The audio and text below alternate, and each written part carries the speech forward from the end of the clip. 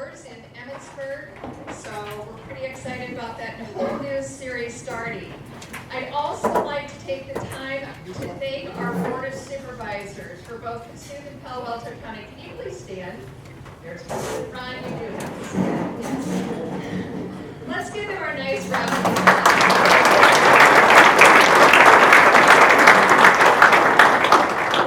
Another exciting, I was very happy to see that on the Palo Alto Auditor's Office, she brought all of her staff. So Dee, would you like to stand and be acknowledged? Thank you very much, Carmen and your team.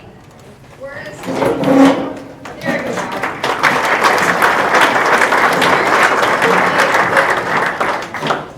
Another that I would like to give a great thank you to is our Board of Directors. Our Board of Directors for Kossuth and Palo Alto County. We have had a venture this year of looking for a new director, and lots of things have been changing, and I'd like to have as many of our Board of Directors please stand, because I really want to take the time to thank you personally for everything that you've been doing and all the decisions that you have been making. So please stand. Thank you.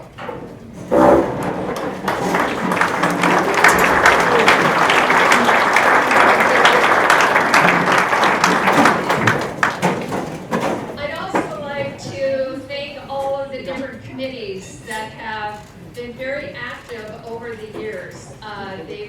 They've worked really hard to make sure that that has been a great connecting force for our organization, trying to get the training that they want to have and be provided for our city clerks, to our HRs, to our CEO networks, and those are really things that we feel that keeps things going and inspiring all of us. So we want to thank them along with our mayors and our city administrators, the city directors. We thank you for coming today and being a participant today. Along with, it's always exciting that Jake and Jim, would you please stand? They've made the effort to be here, our state legislative representatives.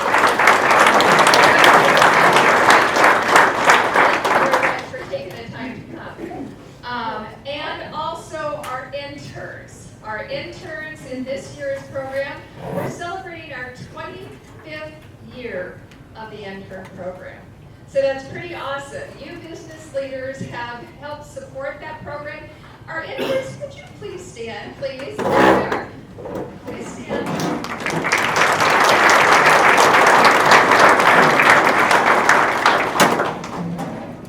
So I also would like to thank our volunteers. Our volunteers who have helped us this morning have been with us for many, many breakfasts over the years.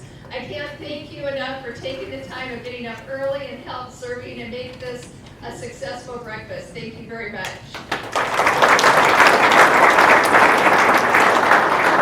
Our caterers, and I think they're hiding back there because they never want to be acknowledged, but we'd like to thank our caterers for this morning. Linda and Gary, somebody want to pull them out, please, because they always do such a great job at making a wonderful breakfast for all of us. They're still hiding. There they are.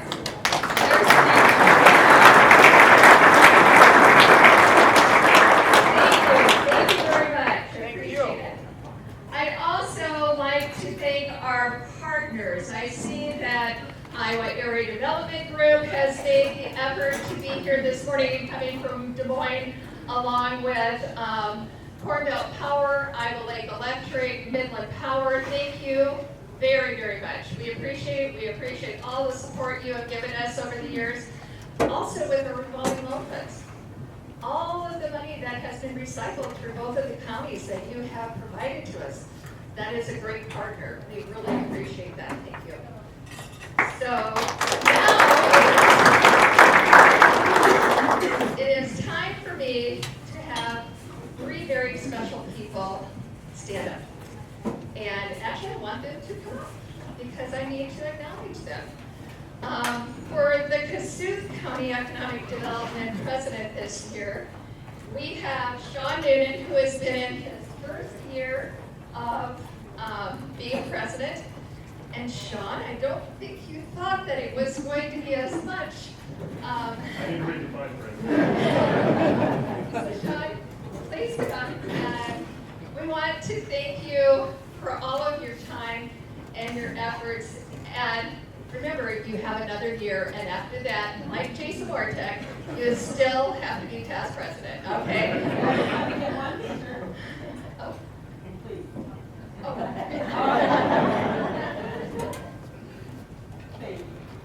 Thank you.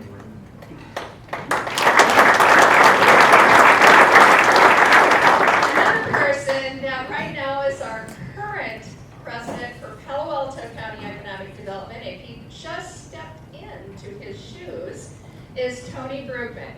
So Tony, would you like to come up, please?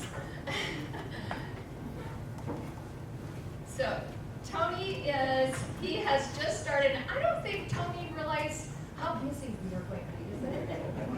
Yeah. Absolutely. Right? Okay. So I'm going to turn this over to you.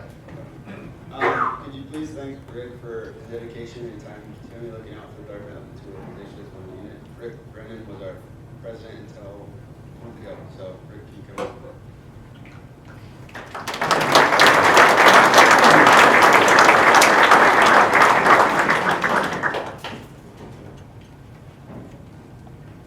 I want to tell you that the nice part about this is that Rick has always been there, whether it's been a phone call or an email, or we've had a lot of texts, can be at 11 o'clock at night. But anyway, I appreciate it. I appreciate all the work, your advice and guidance. Thank you. And he's not stopping because, again, he is past president. So there you go. Thanks, Maureen. Thanks, Sean. Thanks, Tony. I would have told you more about this, but we needed to get you the job first. I won't speak for long. I'll get rolling here on some things, but I want to thank you all for coming. What a way to kick off the breakfast with a special acknowledgement. I want to thank you all for all of your support. This is a great crowd. The room is full. That's fantastic. There's a few housekeeping items I'd like to remind everybody of. Please silence your cell phones just like church. Turn them off. Restrooms at the far entrance to the north, and when you leave, take off out the main west door. A quick reminder, we'd also like a photo op with the board of directors, the board of supervisors, and Brenda Clark Hamilton following the breakfast. Sorry, I'll catch up. Also at this time, we'd like to thank our sponsors for your continued commitment to making a difference. Thank you all to our professional partners for the work and what you do for us, for the betterment of our area, the region, and the state of Iowa. Hold your applause until I finish this list, if you don't mind. It's a great list. Without you all, we couldn't do this.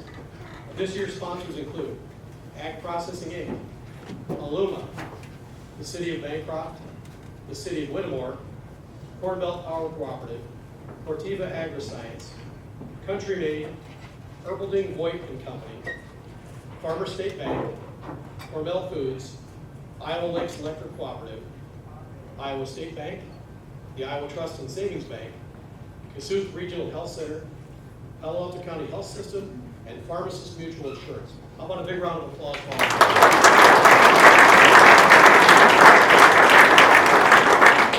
And also, Linda did this, but I'll do it again. Thank you to our caterers, Linda Farrell and Gary Person and crew, Country Made for the delicious cinnamon rolls, and Hormel Foods for the bacon. How about a big round of applause for this? And also, thank you to our RSVP volunteers for helping serve breakfast and assisting the students. That's what we couldn't do without them. I also want to take this time to shout out to our staff. Support for this organization comes from a dynamic and dedicated staff. They're working behind the scenes to make things look easy and flow seamlessly. Trust me, it's a tough deal to pull off. But it takes hours of commitment, development, training, and keeping current with the state programs to educate all of the counties, communities, and businesses with the opportunities that are presented to us.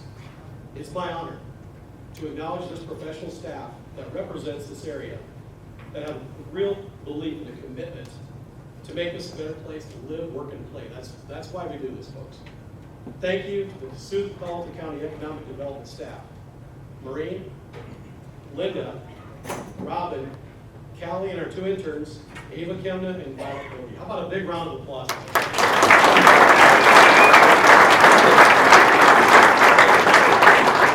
Now is my time to shut up and move on. So I'll turn the microphone over to Sean.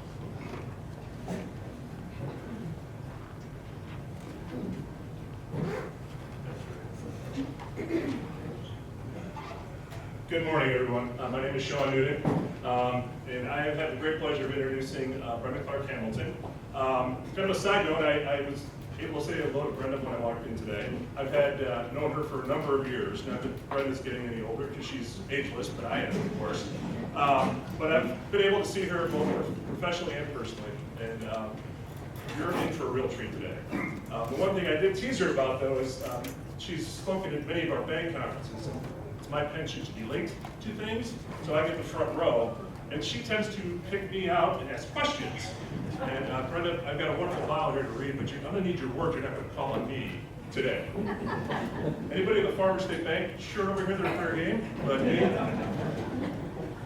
Brenda's a dynamic speaker who provides fresh perspective in leadership, communication, team building, and offering one's personal best to life, relationships, and career. Brenda launched her speaking business in the fall of 2005 while offering training to businesses in her northern Iowa community. Since that time, she has become a nationally recognized conference speaker and an audience favorite, speaking at approximately 100 events each year. Audiences are quick to know Brenda's sense of humor, in-depth knowledge, and skill at providing practical, take-home strategies in an entertaining way. Brenda's career experiences include coordinating professional development for 1,200 Iowa teachers. Her recent speaking venues have included several trips to Colorado Springs to provide professional development for the United States Olympic and Paralympic committees. Her first international speaking event to attend from New York City, London, and Dublin was virtual and mid-pandemic in spring of 2021. Please join me in giving a warm welcome to Brenda Clark Hamilton so we start brewing up our people skills.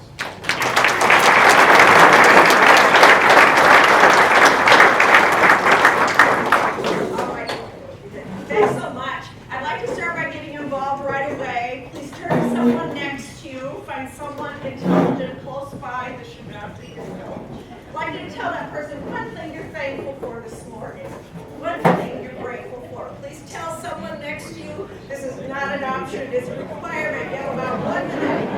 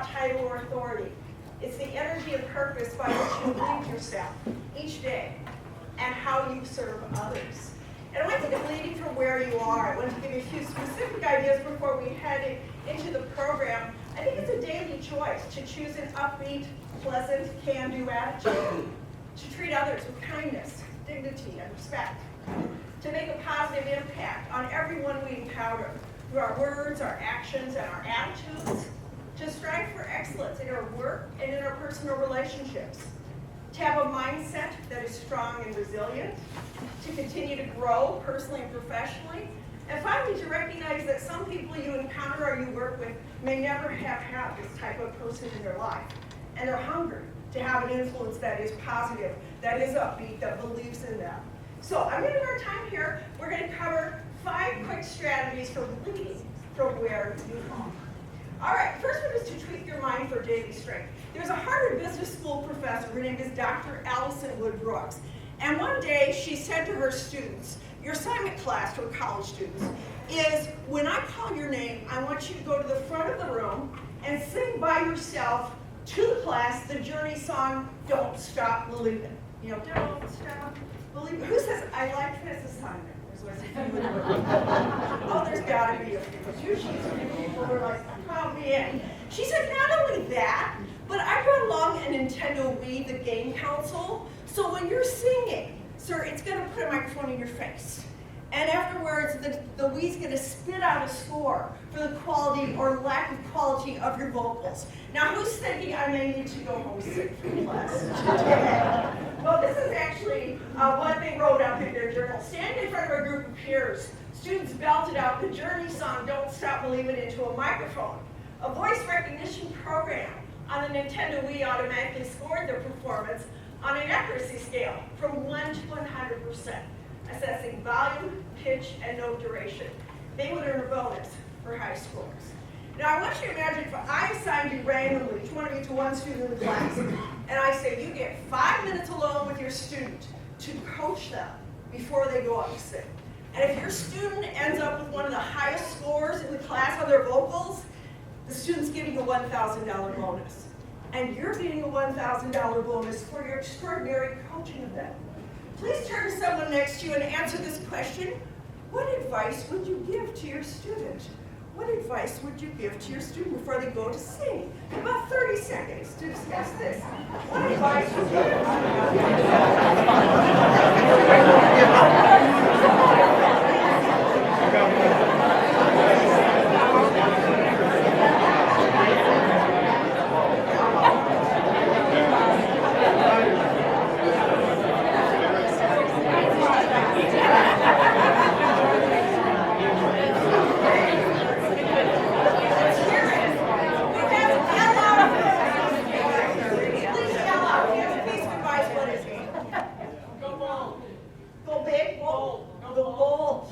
Excellent idea there, I'm not surprised by that. Anybody else? Be confident. Oh, be confident, I like that. Anybody else? Have fun. Have fun. Do it, there's nothing to lose. Did anybody's advice involve a flask of alcohol? This ain't my first rodeo, and there's always someone who has it. Well, what Dr. Allison Wood Brooks did, she actually randomly divided her students that day into 3 groups. She did the coaching. The first group was the control group. They received no coaching, no instructions. When it was their time to sing, they went up and sang. The second group, she said, in the 5 minutes before you go up to sing, the second group, she said, I want you to repeat over and over in your mind this phrase. I am anxious. I am nervous. I am anxious. I'm nervous. They were appropriately called in the research write-up the I am anxious group. The third group, she said, in the 5 minutes before you sing, I want you to repeat over and over in your mind this phrase. I am excited. I am excited. I am excited. And of course, what she was actually studying was would what these people said in their minds before they performed this task, would it actually impact their scores on the week? Well, let's find out. And we'll have copies of these later if anybody wants to grab a copy out here, or electronically, we can do that. The control group had an average score on the Nintendo Wii of 69% accuracy. What about the group that told themselves, I am anxious, I am nervous, higher or lower? Lower. Correct. 53% accuracy. What about the group that told themselves, I am excited? Higher. Much higher. 80%. Now, if you take the math on that, the difference between I am excited and I am anxious, that's 27 percentage points. I started my career as a high school English teacher in Cedar Rapids. In my English class, 27 percentage points was the difference between a grade of A and a grade of D. All in what they said in their minds before they performed their task. Now, I want you to think for yourself.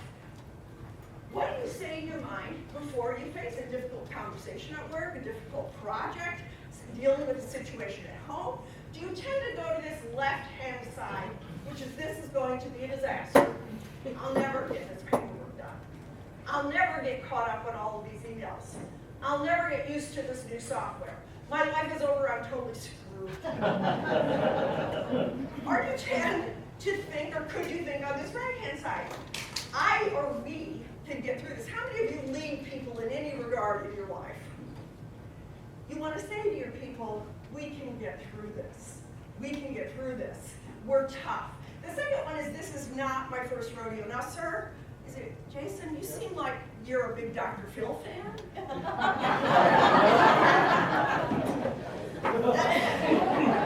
One of Dr. Phil's famous phrases is, this is not my first rodeo, which basically means I've been through difficult times before. I've kind of trained my mind through the years that when I'm having stress, that I have taught myself when I want to freak out to instead say in my mind, this is not your first rodeo. Let me give you an example of that. One of my last speaking events before the pandemic shut down, I had been in Colorado Springs during the day, and I had a very short flight to get up to Denver late afternoon. I was supposed to fly home to Des Moines that night. Well, our flight coming up from Colorado Springs was significantly delayed, about 4 or 5 hours. So by the time we landed in Colorado Springs, it was 11:30 at night. There were no more flights. I'd fly by myself. And so I went up to the gate agent and I said, you know, what should I do? And she said, well, ma'am, it's 11:30 at night. If we could get you back to the airport about 4 a.m., hopefully we'll get you through security and get you back to Des Moines. And I must have had the look on my face like, 11:30, 4 a.m. And she said, ma'am, you're welcome to sleep in the airport. And I thought, oh, boys, what? How do you arrange that kind of thing? And I'm having a momentary panic of, you know, if I fall asleep in this airport, they're going to mug me. There goes my driver's license, my credit card, everything that I have to my name. And so I was having this momentary panic. And then I thought, you know what? This is not your first rodeo. You've been married for 30 plus years. You're raised 3 kids. You have been through some crap. If you can deal with this as well as anyone, and by saying this is not my first rodeo, calm me down enough to think clearly. And I asked the woman, is there any chance I could get just a hotel room, something like a shower? And she looked up on her computer and said, yes, the airline is required to provide you with a hotel room, transportation to and from the airport, and breakfast certificates for the next morning for breakfast for you at the airport. And the point I want to make, she wasn't going to offer that. And if I was in a panic, I wouldn't have thought to ask. But when you calm yourself down and say phrases like these, you think more clearly. A few others, I'm smart, tough, and capable. Or if you lead a team, we are smart, tough, and capable. I've survived hard things before. When the going gets tough, I or we dig in and get stronger. And I'm a powerful Kossuth or Palo Alto County professional. Don't even try to mess with me. And one more piece to this. This is from Eric Barker. He says every day for mood, for positivity, for attitude, for energy, even possibly for health benefits, you should wake up and say ARC. Now, ARC. The G in ARC stands for gratitude, meaning there is tons of research, especially from the University of Pennsylvania, well-respected research that says if you want health benefits, mood, attitude, energy, all of that, get in the habit of once a day, say in your head 3 little things you're thankful for, or even better, jot them down. And make them little things, like I'm grateful for bacon and bacon.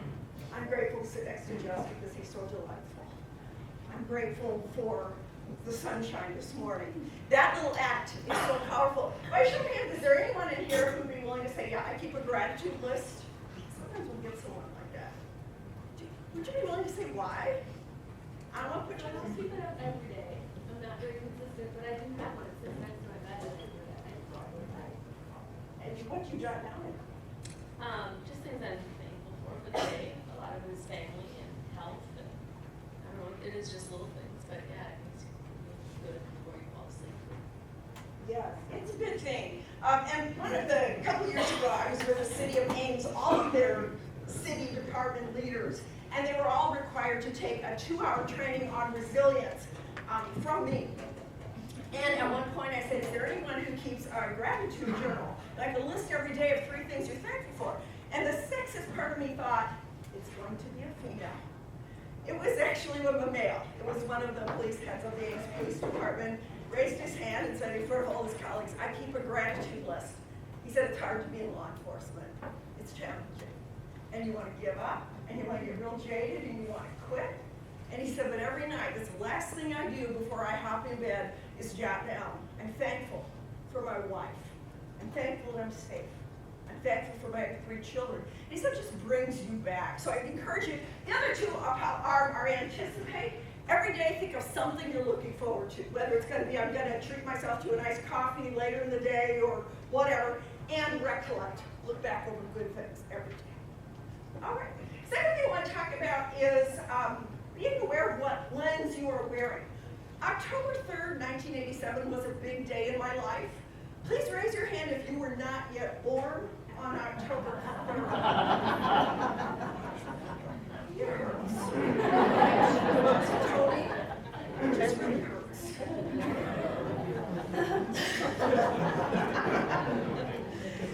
I'd love to guess. You weren't born either. 98. Anyway, October 3rd, 1987 was a big day in my life. I met this guy. Some of you might recognize him. He's Chris Hamilton, who works at Corteva here in town. What happened is I grew up on a farm just west of Everly, which isn't that far from here. And I went to Briarcliff, was hired right up Briarcliff to teach high school English in Cedar Rapids, 1987. So I moved across the state, and there was a gal in my apartment building of my same age, also new to town. And the morning of October 3rd, she said, hey, we should go out tonight. I hear there's a nightclub in downtown Cedar Rapids called the Tycoon. We should go out. So she and I went out that night, and this stranger, Chris Hamilton, comes up, asked me to dance. We dance all night, we talk all night. At the end of the phone number, he says, could I get your phone number? I'd like to call you. Now, 37 years later, both Chris and I remember exactly what I said to him at that moment. But I'm going to provide you with some context. I said, I grew up on a farm west of Everly. I went to Briarcliff College, fully expecting while I was at Briarcliff, I would earn my MRS degree. I didn't know what the MRS degree was. That I would meet Mr. Wright and I would become Mrs. We'd graduate from college, get married, and ride off into the sunset. Well, I did not earn my MRS at Briarcliff. All my friends did, and I went to 500 weddings over the next year. But I won. So I moved to Cedar Rapids. And so by the time we went out and I met this guy, he said, could I get your phone number? I had been dating different guys since I was 16 years old. I was 22. I had seen it all. I had been lied to. I had been cheated on. I had been betrayed. As my husband now says, Brenda had dated every jerk in northwest Iowa, and she was moving her way across the state. So when he said, could I get your phone number? I'd like to call you. I turned to him, and I said, don't tell me you're going to call me and not call me. And don't call me just because you feel like you should call me. And I went on chewing his butt for about 10 minutes over nothing he had done. Now, I don't know which is worse, that I was acting like that, or he was thinking, I have met him. Let's be honest, he was thinking, oh, I have met the one. Anyway, but he did call the next day, and we've been together ever since. But the reason I share this, we each have, whether you wear glasses or contacts or not, each one of us puts on lenses when we hop out of bed in the morning. And these lenses impact how we view the world. For most of us, these lenses, they're so comfortable, they're so familiar, we don't even know we're wearing them. I was wearing a lens in 1987. What did my lens say about guys? You're jerks. Thank you. They're jerks. And I said, oh, you're a guy. Jerk. Jerk. double jerk,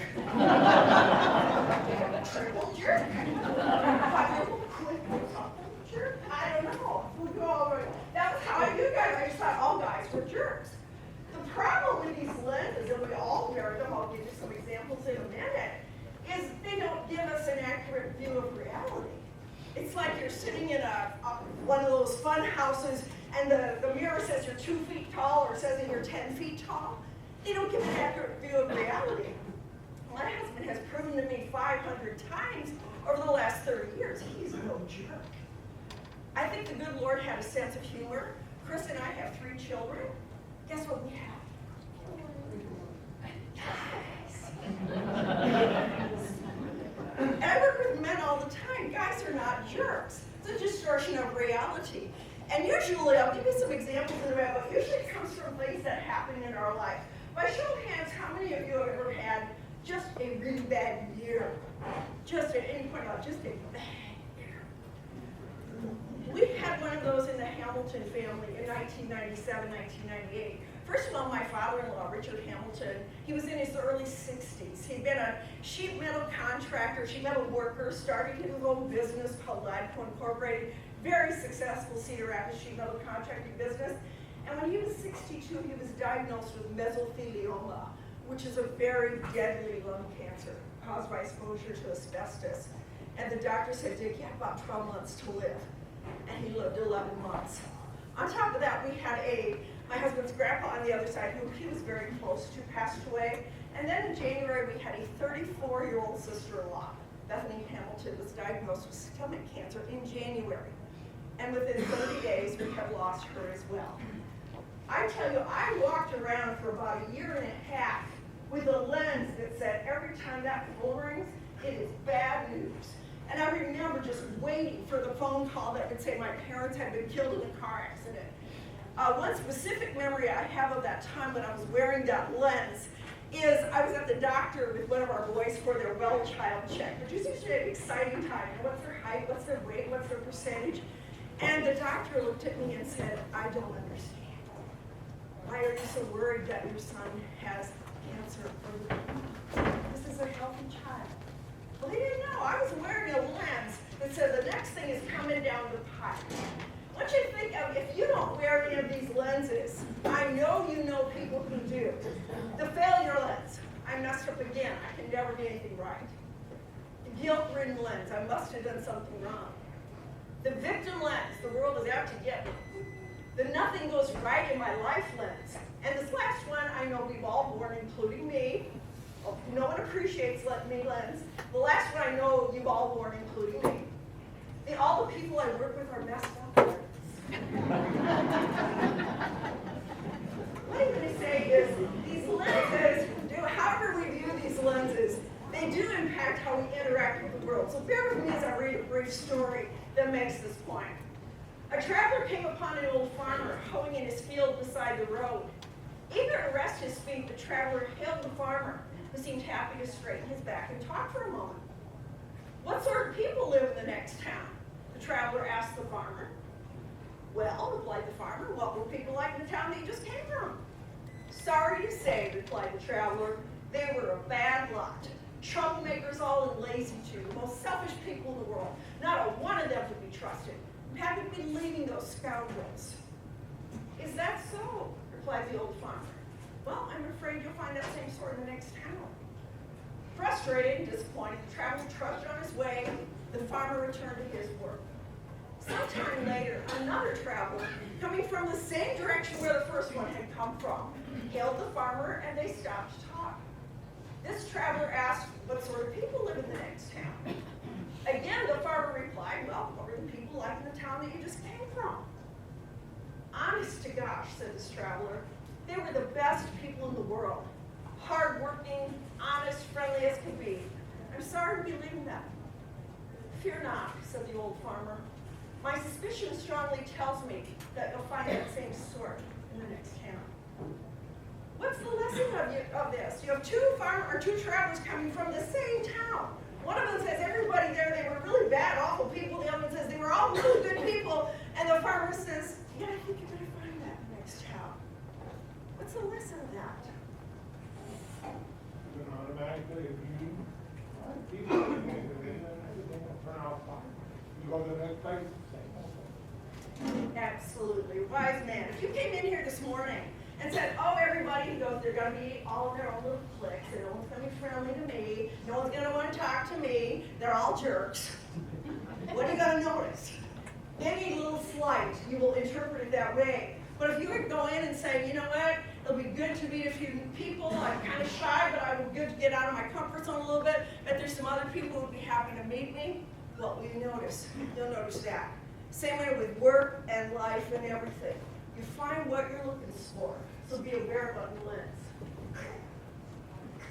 All right, for this one, I would like you to, at your table, please do a sharing out. I want you to think of the answer to this question, and please share at your table. The question is this: when people talk about you behind your back, when people say, oh, I know Brian, or I know Marianne, good to see you. Took me a minute. But when people talk about you behind your back and say, do you know Marianne, what are 2 words or phrases you would like people to use to describe you? Not what you think they say about you, but what would you like? Ideally, do you want people to say you're friendly, you're hardworking, you're dedicated, you're creative? What would you like people to say about you behind your back? 2 words or phrases. Please take a few minutes, share at your table. If you don't want to share, just say mind your own dang business. Have that. Take a few minutes and share.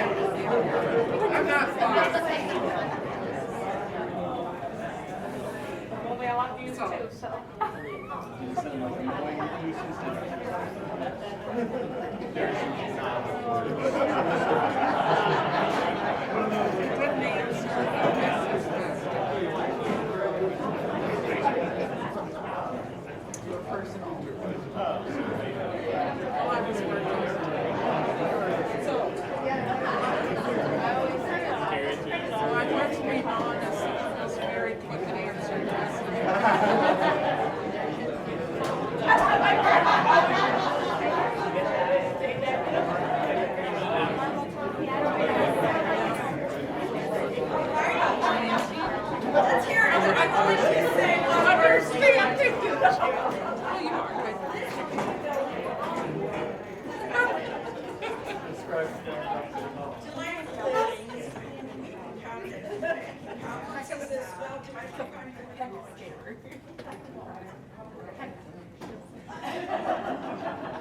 Do a lot of work with Hyperbankers Association. Liz, what are 2 words you would like people to use to describe you?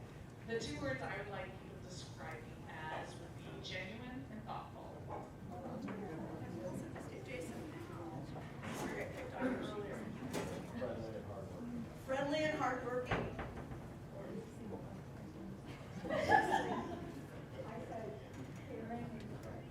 Caring and strict. Strict. Oh, interesting. And Sierra? Caring and hardworking. Well, I want you to keep these things in mind. Marshall Goldsmith is a leadership expert who says if you really want to be at your best in life and truly lead from where you are and experience the maximum joy and happiness despite whatever happens in your life, you need to recognize that each one of us has 4 identities, and you need to know the difference between the 4. The first one is remembered. This is what you remember you were like in the past. Like, by show of hands, how many of you were shy, kind of timid children? How many of you were loud children? Okay. How many of you were somewhat misbehaving children? I think it's a bit ironic that Miss Stewart here was just saying you were a misbehaving child. How many of you women would have been known as a tomboy back in the day? Okay. That's where remembered identity, what you remember about yourself. The second identity is reflected. Reflected is what people say you were like. Like when I go back to Everly, it's like, oh, you were like. And people will do that all the time. They will say, oh, you were always a good guy. You were always helping your dad outside. You were a hellraiser in high school. It's a wonder you hold down a job. I'm surprised you weren't in prison. Reflected is again what people say you were like. The third one is program. Program is people's prediction for who you're going to be. And sometimes people pretty good things, like when you graduate from high school or college and people say, oh my gosh, you're going to do amazing things. But sometimes people don't predict good things. I had worked with a group of Job Corps students in Ottumwa. And Job Corps, there's only 2 locations in Iowa. And students, it's a federally funded program. Students like 17 to 24 choose to live on campus at Indian Hills Community College and get removed from their home. It could be an income issue, could be drug activity, neglect, poverty, bad role modeling, could be bad neighborhood, whatever. And students choose to live on campus and to get better mentoring, et cetera, et cetera. Well, I was working with a group of these Job Corps students in Ottumwa on going through these identities, and when I got to program, I said, that's people's prediction on who you're going to be. And one of the young men, probably 17 from Des Moines, said, oh, I get it, programmed identity. He said, my mom's a meth addict, and my dad's in prison. And he said, I swear to you, growing up 100 times, my mom said to me, son, you're going to grow up to be a no-good, deadbeat, druggy loser, just like your father. And I just thought, wow, as hard as adolescence is to navigate, imagine having that little prediction hanging over your life. The last one is creative. Creative identity says, this is who I choose to be from this day, July 31st, 2024. This is who I choose to be. I know I can't change my past. Everybody in here has done stupid things in your past. Don't deny it, we all have, we just kind of keep it to ourselves. A lot of us are like, we're glad they didn't have video cameras in the late 70s or the 80s for that. Yeah, even Liz, you have that knowing look. I can't change my past. I can't change what others say about me. I can't do anything to change what y'all are going to say about me after this. I can't change who you said I was in the past. The only thing I have a choice to say is this is who I choose to create myself from this day forward. It's getting up on 10 years ago. I'm just kind of an introspective nerd. And I decided, you know what, I'm going to make a list on a sticky note of 5 words or phrases that I want to live out every day. Wrote them down, put it at my desk, and every morning when I'm working from home, pull it out at the start of the day and say, this is who I want to be today. And I started taking it when I travel to speaking events. If I'm in a hotel room, which many times I am, I grab all my bags to go out the door for the day to speak at the conference, grab the door, and I stop there and say, today, I want to be loving, kind, joyful, genuine, and inspirational. And then out the door I go. Today I repeat it to me while driving over here. It's just my routine. I've had so many people say, who started doing this, putting a list of 5 and saying I repeat it every day, saying it's a game changer for you, for your growth. Why do you think it's helpful to write down specifically who do I want to be? You remember it. It's not like whatever version of where the pops out today we're getting. And it's a conscious choice, and this is who I want to be. And if I have one of those days when I'm feeling kind of gossipy and snarky and negative, I will just say to myself, you know, I don't remember negative, snarky gossip being on your list here. Be who you want to be. I encourage you to do that. All right, the fourth one, I'm a huge cat lover. Do we have any cat lovers in here? All right, who's the cat haters? They're out there. They're out there in force. I have more cat haters in the world.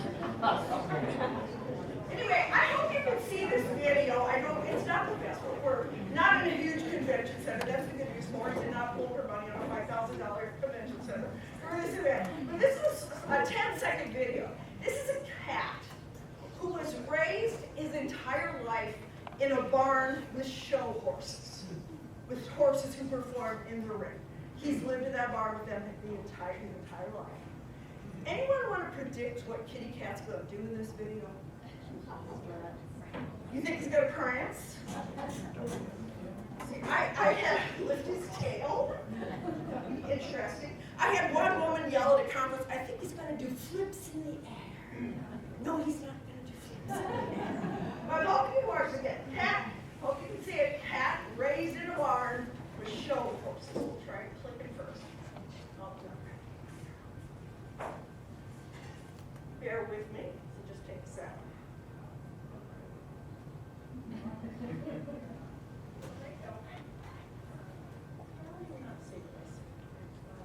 Well, there we go, here we go.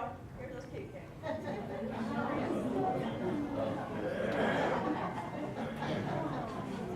Isn't he cute? Now, for those of you who are not cat lovers, this is not normal cat behavior. Cats do not walk like this. It's as if I said, you know, for the rest of the day, Mrs. Pearson, we would like you to walk like this. Especially when students start coming back to Michigan schools, I want you to walk like this on the opening day. This is not normal behavior. Why does the cat walk like that in the video? That's all he's known.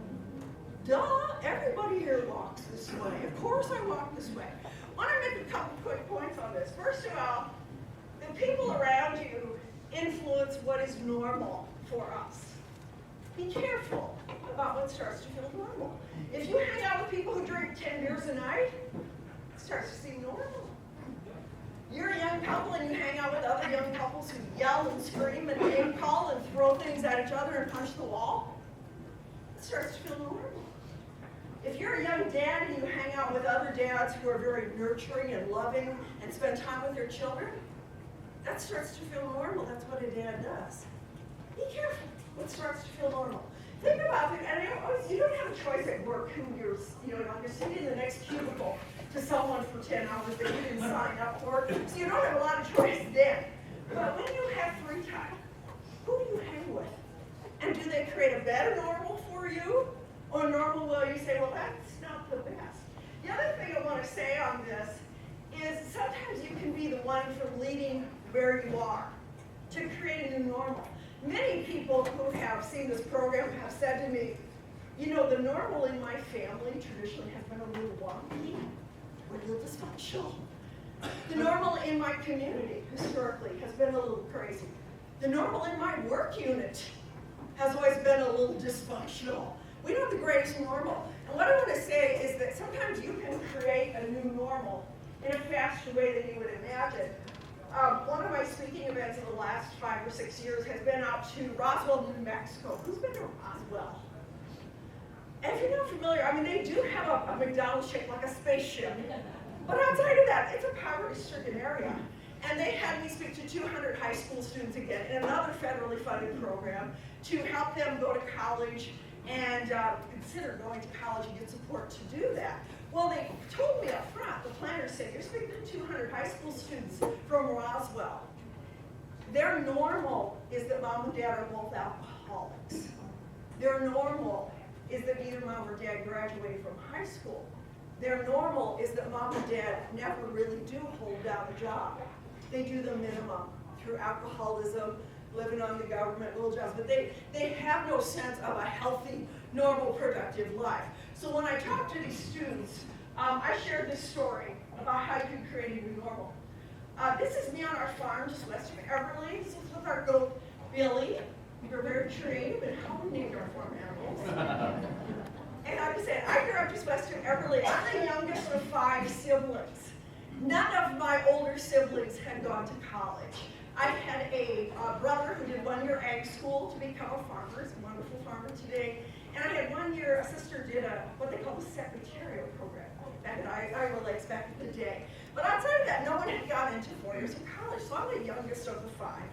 And when I got into high school, some of my teachers said, you know, you really should go on to a university, 4-year school.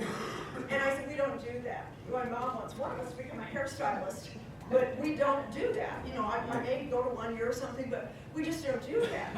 And my teachers were rather assertive and Everly and said, you seriously should consider this going on.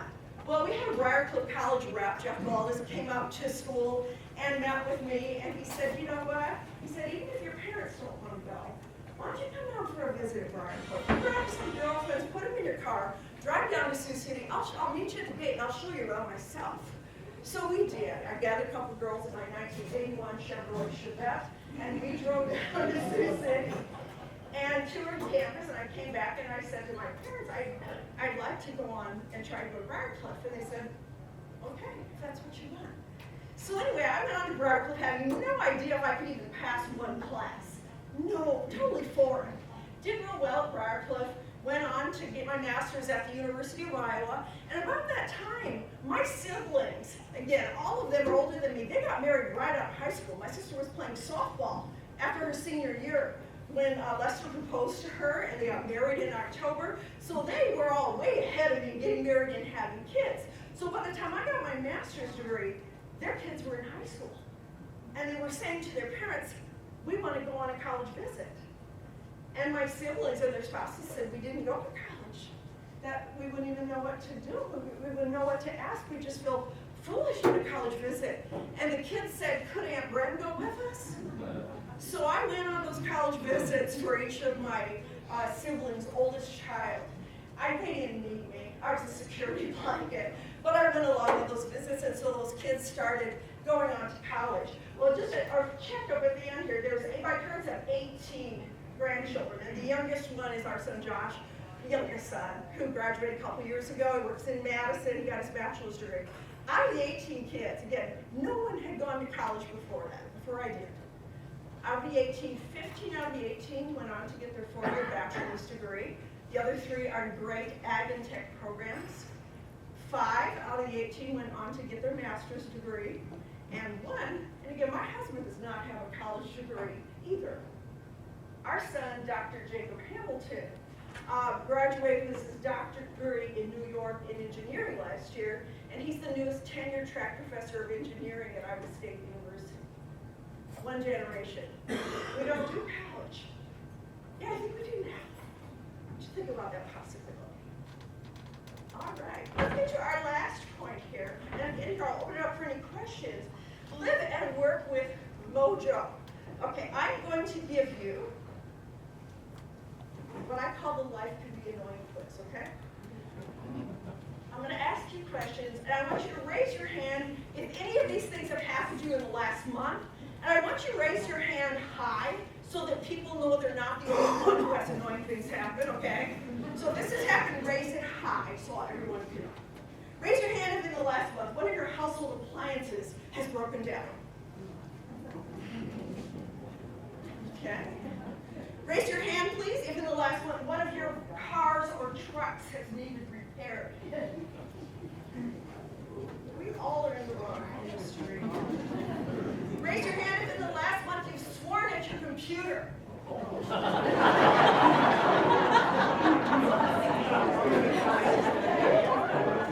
Raise your hand if in the last month you drove through a fast food restaurant or ordered online, went to pick up food at a restaurant, got home, opened the bags, and they didn't give you everything that you ordered. That's so annoying. Raise your hand if in the last month something went through the washing machine that clearly should not have. Let me read this one. I was amazed. What is going through everybody's wash? Is there someone who would be willing to say what went through the wash? Kleenex is nonstop, and that's so much fun. Clean up your Kleenexes that are shredded. Yes, sir? Getting more top chaps. What's that? Pocket knife? Oh, pocket. Oh, nice. Amen. All right, we got the idea. Let's continue on with the last 3. Please raise your hand for the last 3. Last 3, if in the last, please raise your hand if in the last month someone annoyed you at work.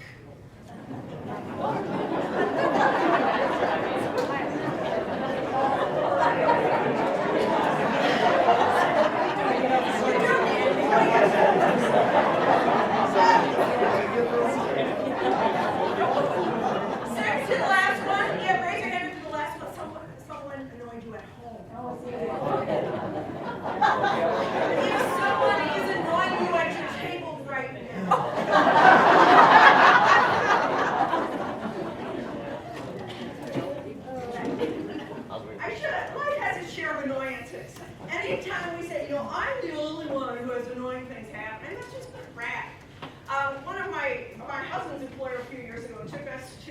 the Wild Rose Casino to see country music singer Daryl Worley in concert. And I really didn't know much about him. But he sang a song that night, and I went home and Google searched the lyrics to Sounds Like Life to Me. And in the song, the guy is sitting at the bar with his buddy, and he's going on and on about, man, you just don't get how bad my life is. Baby's teething, and I think my wife's pregnant again. Mother-in-law's in the nursing home. Washing machine's broken down. My car's broken down. I've got bills stacked up that I can't pay. I can't get enough hours at work. And you just don't get how bad my life is. And a friend turns to him and says, what? Sounds like life to me. Sounds like everyday reality. One of the things I want you to keep in mind, first of all, is that everybody has heartaches and issues in their room. I meet so many people through my work, and it's part of what I love. But I can tell you, quite frankly, if we could open up just open up everybody's personal life, so we can just take a look. Any stressors, any concerns people have, any financial issues, any health issues, any relationship issues, any children you're worried about, any elderly people you're having to put in a nursing home. We just open up everybody's head. We would just say, oh my God, what are people dealing with? And I think it's first of all a call to be kind to people. Be kind. Most people, if they have heartaches, aren't walking around shouting about them. The second thing is to remember as a whole that people are drawn to be around happy people. And I want to clarify first, by happy, I do not mean the fake, over-the-top happy. Like, oh my God, I'm having the best day ever. We just want to slap that person. But I want you to think, most days, people want to be around kind of upbeat, can-do attitude people. They want to live with those people. They want to work with those people. They want to be in long-term relationships with those people. They want their parents to be upbeat, can-do people. They want their leader to be that type of people. So one of the things I like to say is please be aware of the energy you bring into this space. During the pandemic, or actually this was not during the pandemic, but High Capacity and Humboldt, I've done a lot of work with them, manufacturing tractor parts and whatnot. And I've done a lot of work with their team on attitude and whatnot a few years back. And one day I showed up for our meeting in the boardroom, and there was a sign that said, please be aware of the energy you bring into this space. And I turned to Molly, the CEO, and I said, I like it, Molly, where did the sign come from? And she said, I put it there. She said, we go into these board meetings to make decisions that impact 170 families' lives. The last thing we need is someone coming in here with an attitude of our people are entitled, they're trying to take advantage of us, and we make some stupid decision that negatively affects these families' lives. She said, I expect each one of us, as leaders, check when we're going in the door, check your attitude, see what you're bringing.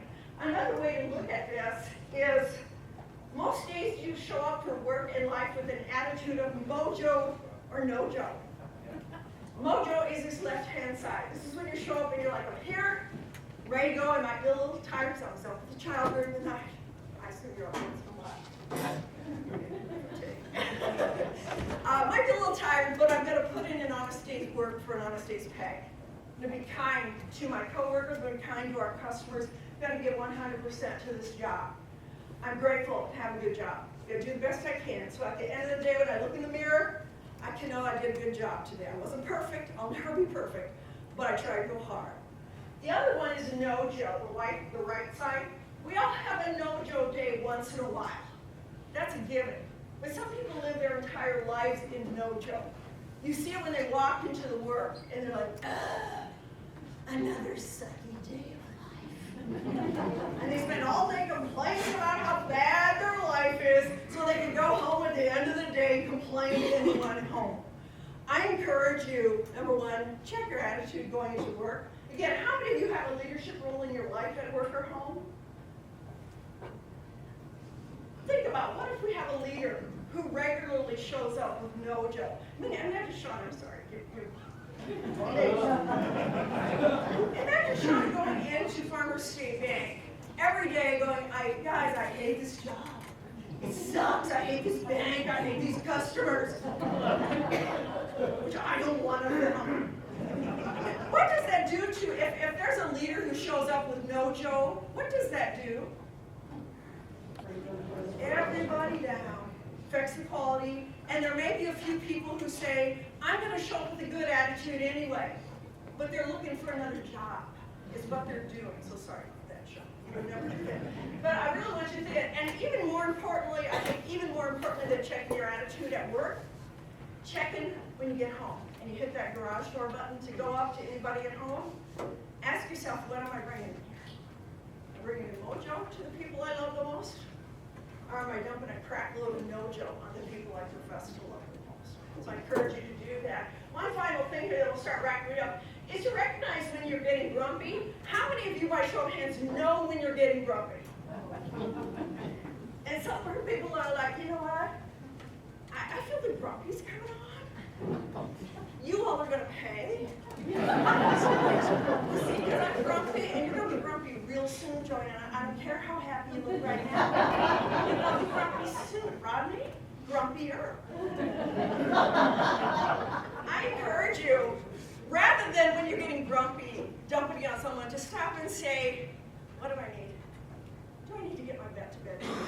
If I'm a single mom, do I need to trade some hours with another single mom so we can each get some time? What do I need? For several years, Chris's and I, our family vacation was Lake of the Ozarks in Missouri. For several years when the boys were in high school, we would take a week in a 2-bedroom condo right on the lake. And it was beautiful. Yeah, it was lovely. The lake was right there. We got a lovely little condo to ourselves. But I want you to get a visual. It's a 2-bedroom condo for 7 days. Myself, my husband, and 3 teenage sons. That is a lot of testosterone in a small space. And I remember vividly waking up on one day of vacation. It's like we were like 4 days in. And I could see the sliding luster of the lake was out there. It's going to be a beautiful sunny day. My husband said, good morning. And I turned to him and I said, I could take somebody's head off today. For 3 days we done the guy things. We done the fishing, we done the jet skis, we done the go-kart races, we done the video game stores. There are outlet malls 1 mile that way. And I haven't been there. And he dangled the car keys and said, go have some fun. See you later. And I can tell you, when I was the age of some of you younger people in this room, I swear to you in my 20s, I would have said, what kind of a mother interrupts family vacation to insist on time for herself? And I gotta tell you, 59 years old, I'm like, part what? You didn't want me hanging around like a dark cloud. They're like, go fix yourself. And men need that as well. Pretty common. Like I said, my husband's at Corteva, and for years, even after Tim Dahl is retired, and we still have the Thursday afternoon call about 3 o'clock. Hey, I'm gonna be late. We're having some team building at Tim's house. Call if you're I encourage you to do that. All right, we need to wrap up with a couple of things. First of all, when you look where your back touches the chair, there's 2 thank you stickers. Where your back is touching the chair, I hid 2 stickers.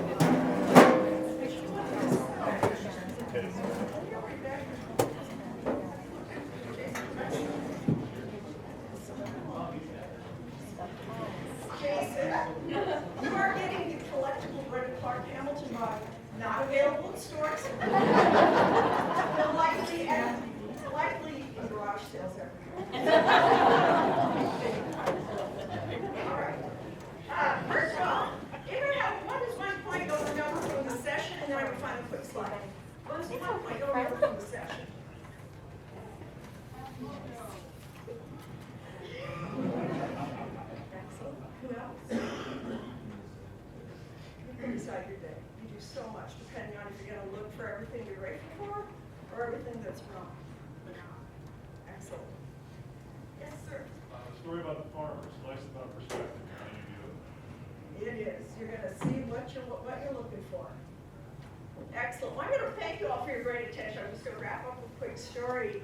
I alluded to the fact that I've been a high school teacher, and then I went on became a college teacher, and then when we moved here, I worked coordinating the professional development of teachers in this part of the state.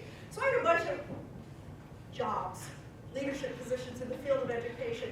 But for about 10 years, my dream job was that someday I'd love to start my own business doing workplace trainings on things that were important to me, like things we've been talking about today.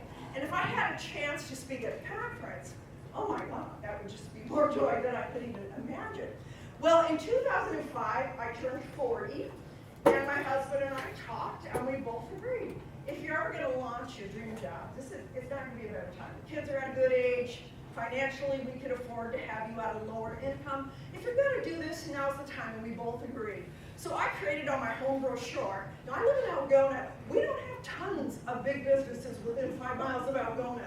So I went online and found within an hour of Algona about 15 businesses that might be large enough to have someone come in and do a training on leadership or whatever, identify their HR people, and I put together a little brochure on my home computer and identified these HR people, had a stack of these brochures ready to mail and say, I can come to your business and do leadership training. And so the date that I had these off the counter, September 27, 2005, I just had to drive through the Algona post office the next day and launch my dream business. And that evening I started crying. And it was not a happy cry. And Chris said to me, why are you crying? You've been wanting to do this for 10 years. Aren't you excited? You finally get the chance to launch your dream business. And I said, Chris, I just feel so out there. Tomorrow I'm going to send these brochures to people I know around town. And what if they look at it and say, what a dumb idea? Or who does she think she is? I said, or worse yet, I send them out and launch this dream of mine I've had for 10 years, and no one answers the phone. And my big dream just fizzles down into nothing, and I feel like a big loser. I said, I don't want to send them out. And Chris said, you don't have to send them out. You can put them in a drawer, you can throw them away. I don't care what you do with your brochures. He said, but I have a question before you do that. He said, can you live with not knowing? Can you live with not knowing what might happen had you put these in the mail tomorrow? He said, can you go the next 40, 50 years working a job, not knowing what might happen? He said, you're 40 now. Chances are you have a few good years left in you. Can you go every day for the next 40 years, going through the day not knowing what might happen had you put these stupid brochures in the mail? And so I went to our room and I was bawling and I was praying and I was such a mess. And I came back after about an hour. I came out and I said to my husband, I need to know, one way or the other. If I'm stupid, we'll take it. But I have to know one way or the other. And so I drove through the Algona post office. Next morning, my hands were literally shaking as I put these envelopes in. And I thought, here goes nothing. Within one day, John Bilstein of Algona Municipal Utilities called and said, could I talk to you about doing some leadership training?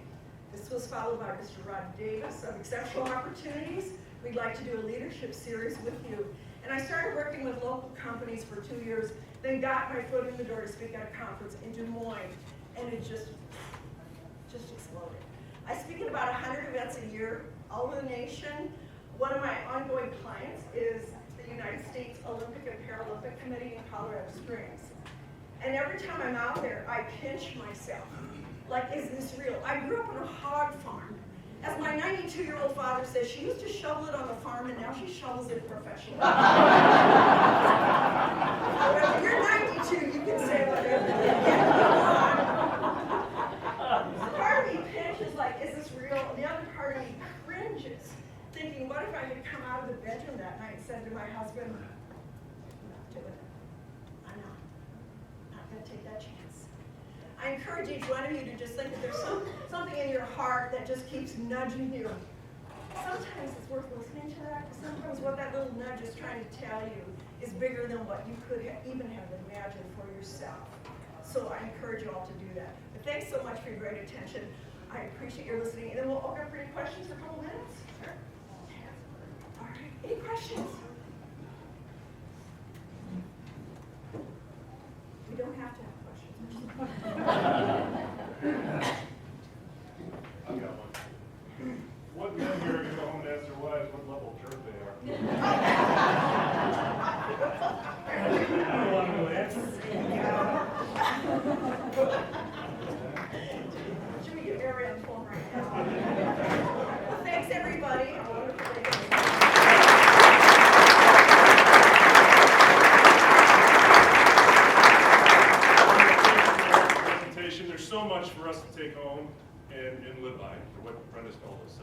so much.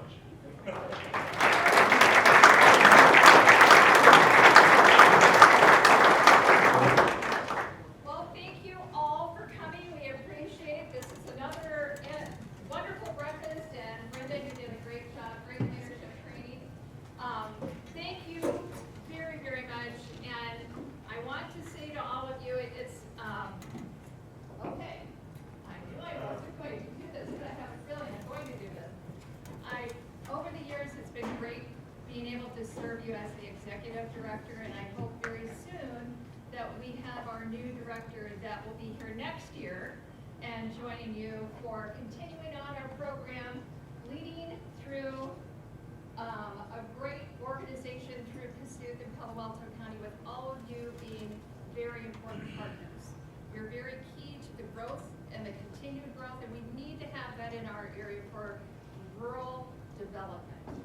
So thank you all. Thank you for the years. It's been great. And, okay, I think I've got to stop now. But remember, Board of Directors, Board of Supervisors, Brenda, we need to have a picture. Again, thank you very much.